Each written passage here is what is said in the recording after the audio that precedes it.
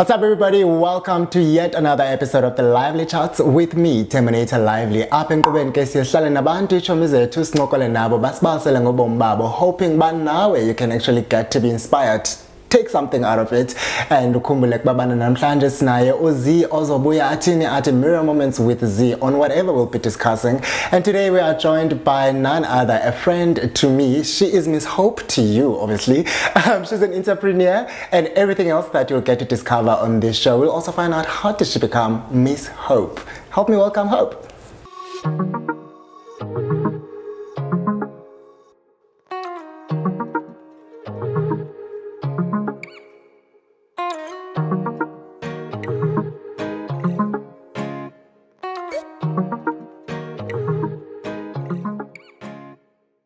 Miss Hope. Yes, sir. That's what you go about now. You are Miss Hope. Yes. I met you in 2009. Yeah. Your name was Thoko Monageng. My name still is Thoko Monageng. Tell us about Hope. Well, Miss Hope. Miss Hope. I am a founder and CEO of Delightside Creations. Yes, girl.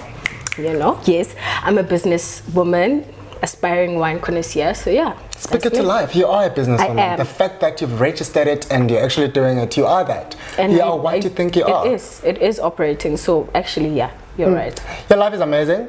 There's ups and downs. Sometimes you go through hell that we all go through. Yeah. You graduated some years ago, and it's been a struggle to actually find employment. It has been. How is that for you?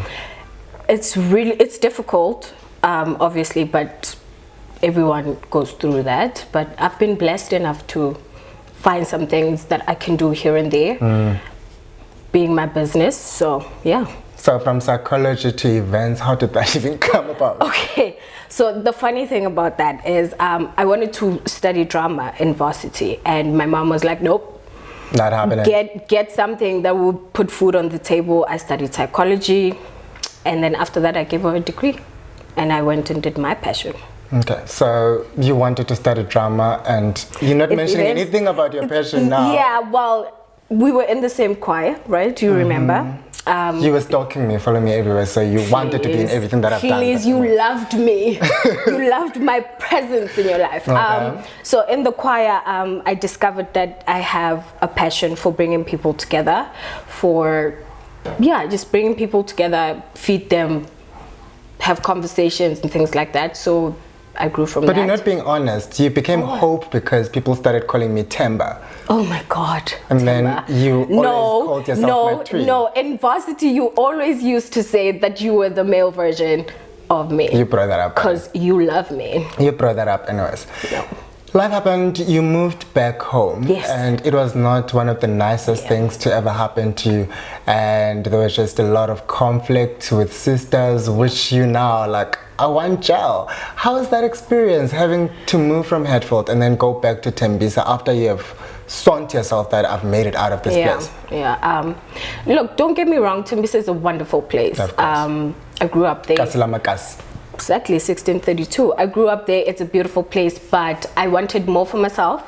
And when I was in Hatfield, I thought I made it. But then life, as it happens, I had to move back home. It was difficult. It was the most difficult 2 years of my life. But now I have adapted. I'm gelling with the family. And you've changed the narrative, like you're doing things that we see come on farmers market and stuff, and you brought it to us. I'm like, you know what, I can bring this life here. And you've created your own wine before we even get there. But how is that? How was the reception of the culture that you're trying to build for the people of Thembisa? In Thembisa, it's the hood. Everybody knows how the hood is. And I get lost every time, yeah. Okay. So in the hood, there's one culture. There's drinking at a tavern or a shebeen. And I knew for one that I wanted something more than that. Something more beautiful. Something more that you can take out of when you leave. Not just get drunk and go sleep and the next day it's a hangover. I wanted to create a lifestyle. And the people from Thembisa, like they accepted it, they took it so well, and they love it. It's going great, actually. You even signed my autograph because I'm listening to radio and then I hear your voice and I'm like, someone has wine and there's been just a lot of disconnect. Tell us about your wine. Tell us about, mention the brand. Yeah, welcome. Advertise it here. Okay, so when I moved back home, right, there's a saying that find something you love and let it kill you. But in my case, and you find went something. For that one. I went for wine. Does love alcohol? Wait. First miracle, Jesus, was wine. Okay, so I'm following in his footsteps. All right. You know, so I did that. I started selling it in the hood, but there was a hiccup. I had to discontinue it for a little while, but now it's getting back up there, and I will invite you to my launch. Oh, nice. What's your involvement in making all of this? Do you actually sit down with people that design it, or maybe do you just? Or I need to know. Maybe you can educate me. Let me tell you. So there is someone that I work with who has a wine farm in Cape Town, right? Girls made it. Girls of vineyards, yeah. So he sits me down and I tell him, okay, I'm going to taste this, I taste that, and whichever one I like, we then. Must tell me you're in the same league as Bonang. That's what Bonang does. No, not yet. Not yet. That's where I'm heading. I mean, you get to tell people, this is what I want. I want it to taste fruity. I want it to taste this way. And delight came. Why delight? Wow, that's... So my one favorite word in the world, one of them is delight. And I can't see properly, as you can see, with glasses. So I came up with Delight Side because I want to create a delight when I'm doing my events, and my eyes will see. Do you know you can be deep? I'm very deep. Okay. Very deep. All right. And wise. You know this. I'm not sure. You know this. So one of the things that you actually complain about is your parents wanting grandchildren. Wow, and your mom gave you a permission to go have sex. Basically, your mom is saying, go out there, have sex, and come back pregnant to my house because she's forcing you to go have a child. And your love life is just not popping. What's the story there? Okay. Well, you took it there. My mom did not give me permission. Also, Mama Kakimzalwane, so why making her look bad? But yeah, I'm at an age where my peers are having babies and getting married and things like that, but for me, I have a different path, and should I ever get pregnant, that's when God wants it to happen. But right now, I'm not gonna go out there and be on some, I'm trying to have a kid. To please society or to please family and all of that. Yes. Okay. So yeah, she's just complaining because she's getting older, and she says she doesn't want to die before she says a grandchild. Yeah. All right. Do people know that you and I actually planned a fake marriage where where you were gonna go to Eastern Cape and be umakoti so that they can just get out of my way, and then at that time you're going through your Kothi fields and stuff, and I had to go be You're bringing out the files, Mom. You're bringing them out. So your love life then was just crappy, or maybe you were in a journey of just discovering yourself just as a human being. Is it still in shambles? Listen. Okay, let me tell you something. I was a late bloomer, so I only started dating in varsity. No? Yeah. Okay. Yeah. That's why you're so naive, but anyway, started dating in varsity. So back then I didn't know what I was doing, didn't know who I was. I had moved out of the house. I had been cooped up and shielded in the house for a long time, and I was out there in the world, and I was trying to find myself in the world, find my place. So that's why it was in shambles. But currently my love life is in shambles because there's only F-boys out here. You've kissed a girl in the midst of finding yourself. I've dated a few girls. How's that experience? In my time, guys, I was trying to find myself, okay, and it was okay. It was nice. It was nice, but then my preference is. I'm sorry, I'm gonna have to take it there. Like, you're such a bubbly person, but one of the things that I want to have this conversation with you, because a lot of people, they always think when you speak about mental issues, they are painted in dark sadness or they look in a certain way. You go through the most, and recently you've been talking about depression, anxiety attacks and panic attacks. What does lockdown mean to you and your state of mind? It means exactly that, a panic attack. An anxiety attack. Look, I'm at a point now, I know everybody's going through this, but lockdown has gotten me so nervous and anxious about my future. So I'm just like, it's like, what am I going to do? What's going to happen? I don't know what's coming. I don't have a plan, and that's why mostly I keep panicking, because I don't have a plan. But I'm back to the drawing board. And now. they took alcohol, because with me, some of the things that I go through, I'm okay. Sometimes it's just a bottle of wine or two or three. Yeah. You know, you know. But now, when they're just gonna say immediate effect, and you are here, you can't vibe, you can't chill with people, and then you're just on your own, and then people ask you, "Are you okay?" Because yesterday you were saying ABC, or you post this, and this is the only way we can vent. This is the only way we can reflect our feelings, because we don't have human touch and all of that. But some of you are so privileged that you actually get to stay with family, but then we are very misunderstood it's generation that tough. no one understands us. Yeah, it's just as tough, even when you're living at home. Like I said, my mom, like my family is very Christian, Bazalwane, you know, church 4 times a week when they were going to church. I don't. I took a different path, right? And they have their own way of dealing with certain things because of church. Yes, like everything needs to be prayed for. But I'm not dissing prayer, but things need to be more practical. Sorry about that. Yeah, I'm more of a practical person. And yeah, like you said, the wine part, I indulge in wine here and there, but I'm at home, and my mom is like, no, you can't drink in my house. So that also like contributes to me feeling crappy. You can't travel long, so like basically. Thank God. You know, and what are your plans for the post-lockdown? Because if I remember correctly, just before lockdown, you had left your job to pursue your own business, and lockdown came, and it kind of messed everything up. You and I hadn't gotten close by then. I still have my job, my 9 to 5. It's still in the same industry, but yeah, I am pursuing my company because I had neglected it for so long, and I'm the type of person that gives my all when I do something. So with this job, I gave my all and neglected my company. So now I'm trying to get back to giving my all to both my company and the company, and eventually I'm going to leave. Okay. Full time. So what can we expect? Like, what are we going to see? Like, there's a launch that you mentioned. Yes. So coming up, I'm going to have my wine launch. I'll invite you. Of course, I'm going to MC it. Oh wow. Okay, there you go. I have an MC already. I won't invoice you though, but yeah. You're so dramatic. I need to be considerate of struggling entrepreneurs, so I'll just bless you and I'll bring crowd. Wow. Yeah. Okay. Yeah, that would be lovely, actually. Thank you.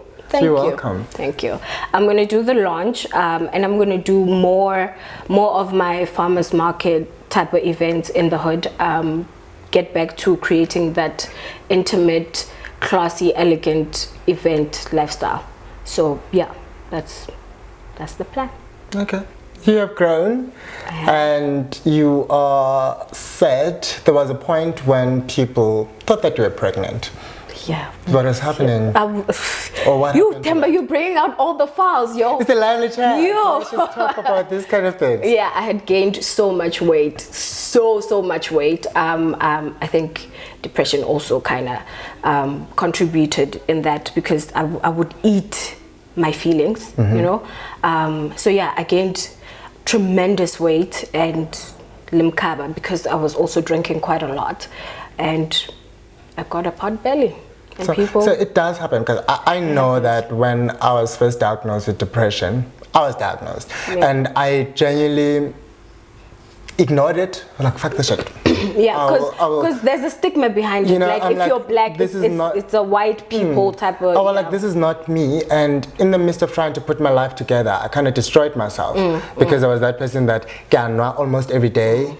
And come month end, I get paid enough money to sustain myself, but and then eventually I got into antidepressants, and I picked up so much weight. And then people were like, I still don't eat, I drink a lot, but this is just making me fat. Yeah. And those are the you positive. off of it now?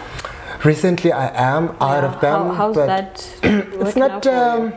It's not a nice feeling because sometimes you get extremely sad. But what I usually do, I pick up my phone and I call random people from my friends. And that will not pity me. I don't get calls. Because I don't you will pity me you. because you will be sorry. We're going through the same thing. So it will be actually nice for me to get a call from you to say I'm going through this and I could relate. Okay, here's my approach. I don't want to have pity parties. So I'll pick up a call and call someone who's going to remind me that get out of that mental state. Sometimes it's not nice because I once got someone into trouble for declaring that I'm depressed to them in the workspace, and they were like to me, snap out of it. That's so insensitive and it's not allowed, and I've made a big deal out of it. And as much as you don't need to hear those words, but sometimes they help you just to remind you that you can get out of this state. So I'm just trying to relate to what you're saying, that you picked up a lot of weight and stuff. Were you actually diagnosed professionally? Yeah. Because another danger that psychology students do, or graduates, they self-diagnose themselves. No, but I think it was like last year or the year before that. I was a mess. And my mom saw, and she asked me what was going on. I couldn't tell her. You know, I saw the signs, yes, because we studied psychology. I saw the signs, but I didn't want to admit it, you know, to myself. And I couldn't speak to my mom about it. And she gave me a number of psychologists, and I went. She said, just go talk to her, just find out, you know, find out what's happening. And when I did, I had a number of sessions with her, I think for like 6 months. And yeah, she diagnosed me with manic depression. I don't even know what that is, but what did you... Bipolar. Oh, no, it explains a lot. That's insensitive. That's insensitive. The thing is, people don't know, I get to deal with you, so I get to see all these characters. You've mentioned something so beautiful about your family being all spiritual, churchy and everything, and when I met you, you were so into that lifestyle. Yes. But as time goes, you've came across as someone who's on a self-discovery route, and Watlakana and all of that. Sningning, you were just anti everything to do with spirituality, or maybe you were just invested in yours, you were gothy. How is that? Themba. Oh my gosh. So I grew up in the church. I call my mom Fundisi because she's that dedicated. So she raised us in that type of setting. So first year? No, I don't remember. Second year, somewhere there. I was dedicated. I was in the worship team. I was that girl that went to church all the time. And then it was during school holidays. I went home, had a huge fight with my dad, a huge fight. And then I said to both of them that the next time I'm coming back to the house will be because of a funeral.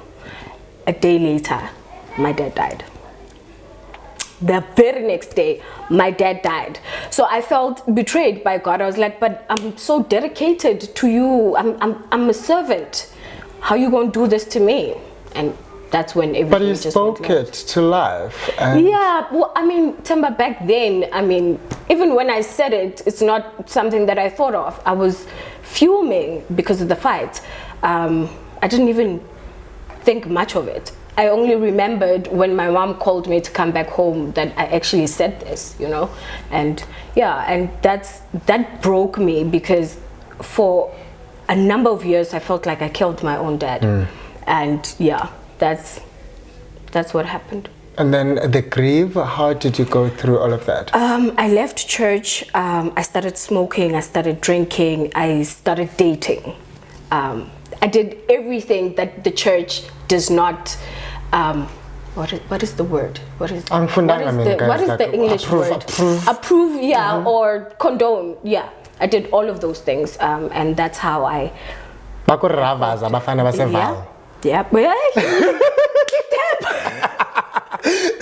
Because you just gave yourself to this life and started living. Yes, I did. I went through the most, because I lost my virginity. Was that your first boyfriend? Yes. I'm sorry. And you're still healing from that? He broke my heart. Namanje, even today.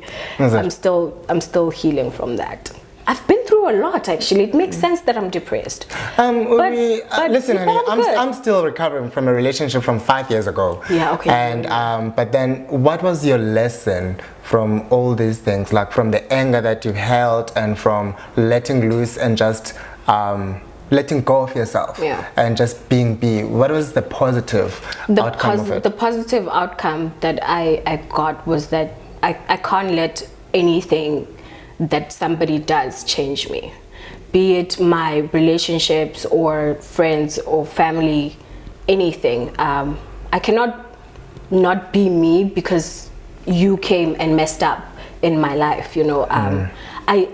I'm not compromising when it comes to who I am and what I am to people. I think I know that I have a beautiful heart.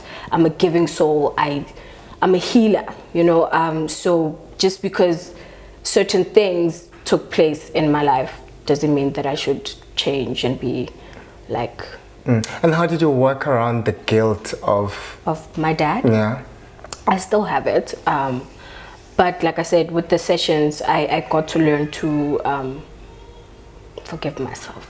That's the only way. Don't make me cry. No, I'm only mentioning this because recently I started talking about the guilt that I felt when I lost my mom. What happened? Because she contacted me like after I drive from Eastern Cape, and then she was like, "I'm not feeling well," and at that time I'm just like, "Oh yeah, definitely." And do you understand? So eventually, 2 days later, she passes on. I'm like, I could have done something. I could have literally driven here 1.5 hours to Potchefstroom and take this woman to the doctor. So I kind of felt guilty for the longest time. But I understand. I understand. But what I can say to you is, regardless of what you would have done, gone back or stayed wherever you were. It was her time. It was her time. There was nothing you could have done. If it was her time, it was her time. God remembered her and it was her time. There was absolutely nothing you could have done. I mean, Lynn, if ever I didn't say that, it doesn't mean that my dad wouldn't have died, you know. So when it's time, it's time. And I understand that it gets really difficult for you to accept, it's not your fault. You could have done something. It gets difficult, but you will get to a point where you just content with it. Amen. I see the Mfundisi child, the PK just came out of you. I want you now to actually talk to that 18-year-old kid that left Thembisa Makasi going to varsity with ambitions and stuff, and just speak the life, or maybe speak something, say something to them. Okay. You can actually speak to that child there. Okay. Let me. So much pressure, but what I would say is do it, because everything you're going to be doing is going to build you. So whatever it is that is in your heart, go for it.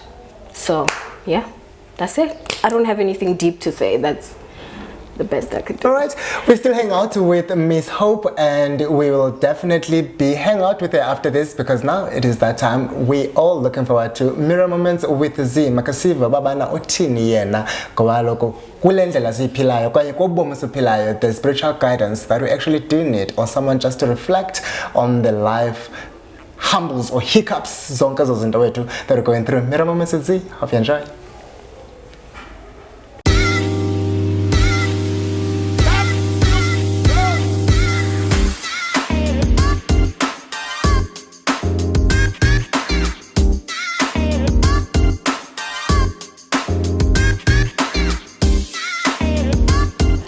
Nkosi Thembernator, thank you so much for having me again. You guys, Hope, yeah, such a beautiful soul, and for someone that young to have gone through so much in life, I couldn't help but be triggered by her story. And what I take from her life, I think the name that this life has given her, Hope, is what I would like for us to speak about today. What gives you hope, or what is your hope in life? And how does really hope work for us? How do we get ourselves out of the situations like the many situations that perhaps we could relate in Hope's life.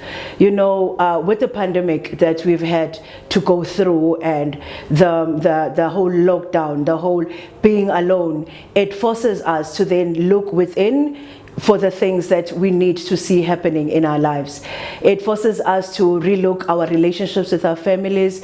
It forces us to relook our relationships with our careers, with our employers, with our employment. But I feel that it forced us even more to look into the relationship we have with self. Because if you find yourself in a situation where you are feeling guilty for the fact that your father has died, or like Thembernator, you feel guilty that you were not there for your mom when your mom passed away, how do you come out from that? What is the hope? I believe that hope is knowing that this life is bigger than us. Hope is putting ourselves in a position where we really believe that this life is bigger than us. It was here before we were even born.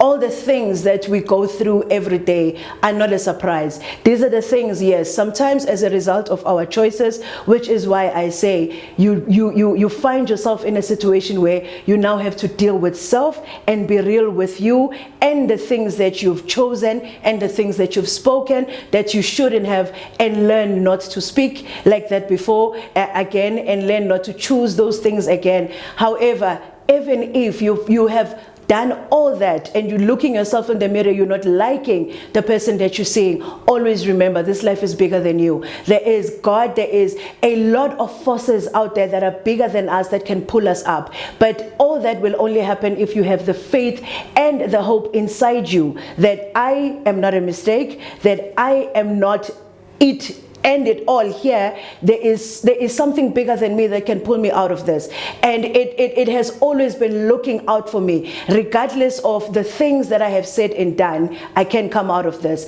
That is the hope, guys. Hope is knowing that life is bigger than you. You are just a drop in the ocean. However, without that drop there wouldn't be an ocean. Welcome back. That was Mirror Moments with Z. I hope now we go fundento when I'm Tasakaya Kulenti Bitatong Sisi. We are Go Sisi to follow her on Facebook, Mirror Moments with Z. You can get a lot of that. She's quite wise and yeah. Back with Hope. Where can people find you? I have an Instagram page. My personal account is Hope Original. My company account is Delightside Creations. On Facebook, it's Delightside Creations, and my personal account is Thoko Monageng. Why? On Facebook. I was young. Look, Facebook doesn't... You're old now. Yeah, I was young, but Facebook can't... They don't want me to change it. I've been trying to change it. It doesn't... But it's part of me. I mean, you know. Thank you so much for coming. Thank you for having me. I hope I could say we're gonna drink after this, but unfortunately, if we're going to the country, I hope now you enjoyed today's episode. It was Miss Hope. Do follow her on Facebook. You can take this conversation further by joining us or following us on our social media pages right at the bottom of your screen. With me, Thembernator Lively, and my team. See you on the next episode.